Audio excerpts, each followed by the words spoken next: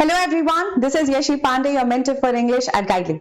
And here we are back with a quick revision of all the editorial vocabularies of 11th of December. The words were make strides. To make strides का मतलब होता है rapid progress करना, advancement, make a headway. तो जब आप बहुत ज्यादा तरक्की करते हैं, you make strides. एटरेटिव, इसका बेस वर्ड एटरेट आता है जिसका मतलब होता है कोई भी चीज जिसमें बहुत ज्यादा रिपीटेशन आ रहा है, बार बार किसी चीज को रीस्टेट करना, रिटेल करना, ऑन लूप. हाइपरस्केलर्स, ये बेसिकली एआई रिलेटेड वोकैबुलरी है जिसका मतलब होता है बड़े बड़े डेटा सेंटर्स जहां पर डेटा रिलेटेड प्रॉब्लम्स का सोल्यूशन होता है, ये है हाइपरस्केलर्स. बॉइल्स डाउन टू, आप लोगों ने कभी काढ़ा उबलते देखा है? बिल्कुल वैसे ही जैसे काढ़ा उबलता है और आधा सा रह जाता है जिसमें मेन एसेंस होता है सारे हर्ब्स का. If something boils down to it, मतलब कि ये मेन एसेंस है, इसका core, summary, it's like the summary of it. Scraping mostly leftovers, crumbs की तरह यूज होता है. अक्रूड, आप लोगों ने अक्रूड इंटरेस्ट, अक्रूड अमाउंट के बारे में सुना है.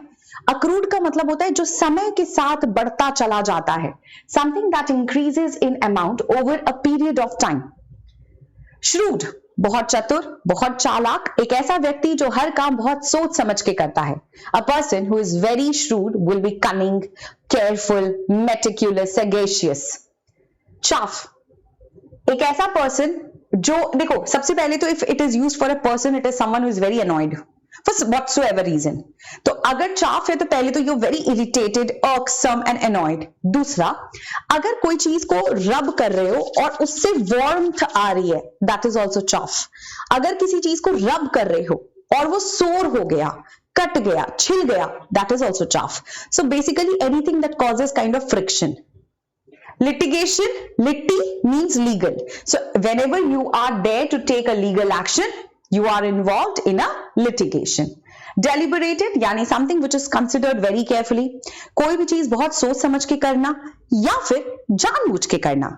जैसे I deliberately pushed the child from the terrace. No, though I should not do that, but yes, it can be used as an example as well. I deliberately stole his pen. जानबूझकर मैंने उसका pen चुराया so that he cannot write his exam. So I hope all the words were revised carefully. Make sure that you follow me every day on Guidely, every day at 7 a.m. The time is fixed. All you have to do is be consistent. Follow me for more such videos.